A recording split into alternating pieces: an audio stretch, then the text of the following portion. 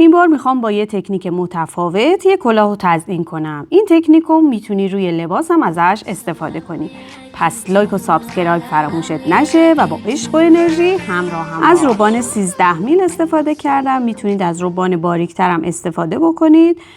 طرح گلبرگامو روی ژپون میکشم، داخل کارگاه قرارش میدم و به این صورتی که میبینید دوخت میزنم. روبانمو از قسمت پایین گلبرگ شروع به دوخت میکنم و با سوزن نخ کاملا همرنگ بستای خیلی ریز میزنم.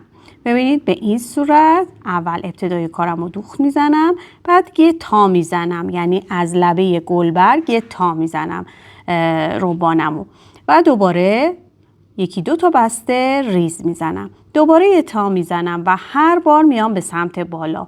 یعنی ببینید روبانمو به صورت اوریب روی طرح گلبرگم قرارش میدم به این صورت و دوباره سمت دیگه دو تا کوک ریز میزنم به این شکل. باز با دو تا کوک ریز ثابتش میکنم و دوباره روبانمو تا میزنم. هر بار تایی که میزنم از لبه گلبرگه، یعنی از سمت راست و چپ. وقتی به لبه گلبرگ رسیدم یه تا میزنم و تایی که میزنم به صورت اوریبه، طوری که روبانم هر بار بره به سمت بالا. ببینید کاملا توی تصویر مشخصه و دوباره دوخت میزنم. به همین صورت تا نوک برگ یا گلبرگم پیش میرم تا کاملا با روبان پر بشه.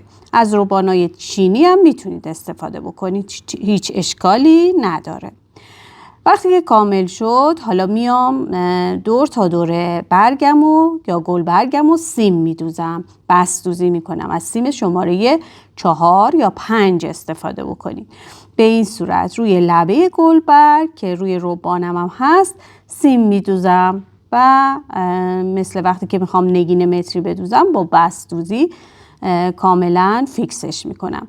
میتونید انتهای سیمو یه مقدار آزاد بذارید. اگر که میخواید روی لباس تزیینش بکنید اون سیما دوخت میشه روی لباس و اگر که به صورت تزیین کلاه و کیف هست به صورت که من ادامه میدم شما هم ادامه بدید.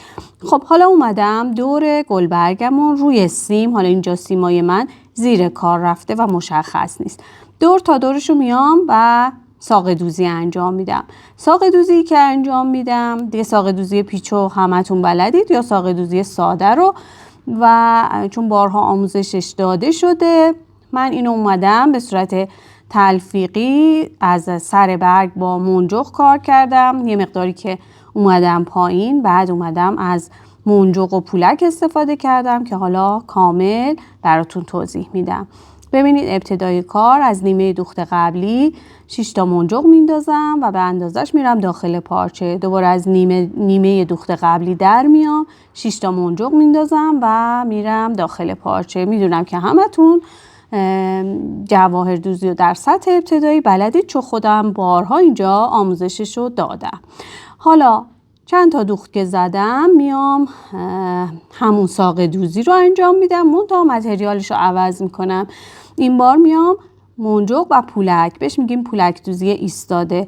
یه منجق یه پولک، یه منجق یه پولک، 5-6 تا منجق و پولک رو به صورت یکی در میون وارد سوزن میکنم و باز به همون صورت ساق دوزی دوختش رو انجام میدم. یعنی از نیمه دوخت قبلی در میام، به اندازش میرم متریالم رو وارد میکنم، به اندازش میرم داخل پارچه و دوباره از نیمه دوخت قبلی در میام و تکرار میکنم. ببینید به این صورت.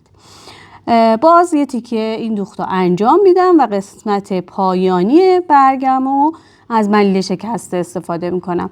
متریالم رو هر قسمت عوض میکنم که این البته به سلیقه خودتون برمیگرده. میتونید از هر متریالی که دوست داشته باشید استفاده بکنید. بعد از این مرحله پشت کارمون رو بهتره که یه لای حریر بچسبونیم و بعد برگا رو جدا بکنیم که به دوام کارمون خیلی کمک میکنه. البته من این کار رو نکردم ولی خیلی بهتره که این کار رو حتما انجامش بدید.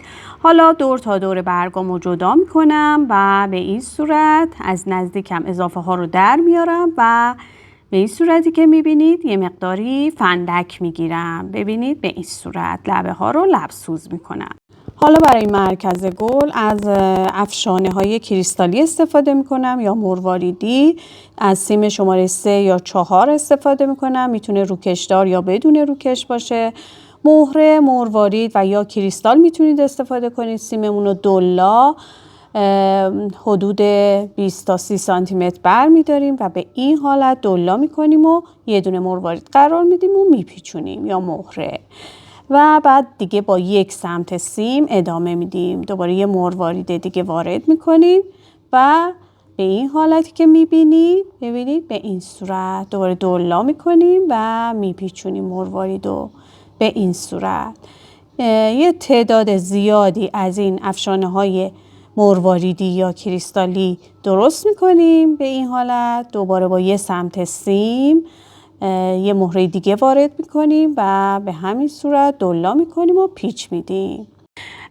این افشانه ها رو در مرکز قرار میدیم و گلبرگ هامون رو دورش میپیچیم. حالا اگر اینو بخواید برای روی لباس استفاده بکنید دیگه باید به یه صورت دیگه این کار رو انجام بدیم. نمیتونیم به این صورت زیاد برجسته و همراه این همه سیم این کار رو انجام بدیم. این فقط برای کیف و کلاه استفاده میشه اگر که بخوایم این چیدمان رو انجام بدیم. اگر بخوایم این گلبرگ ها رو روی لباس کار بکنیم باید انتهای گلبرگ ها رو یه مقدار خیلی کم سیم بذاریم و با جواهردوزی مونتاژش کنید که قبلا توی آموزش های دیگه گفتم.